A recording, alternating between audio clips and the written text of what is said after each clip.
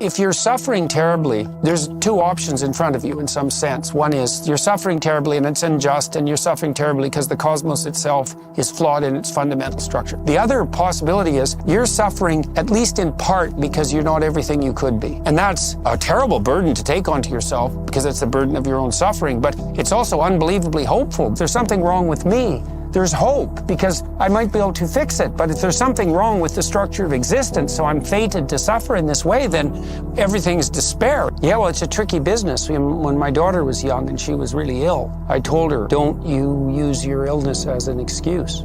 Ever, because you'll confuse yourself, then you won't know what you can do. You're going to have a hard time doing things, but if you use your illness as an excuse, if you corrupt yourself morally, which you have in some sense every right to do because of the depth of your suffering, and which would be perfectly understandable under the circumstances, it will do nothing at all but make the situation far worse.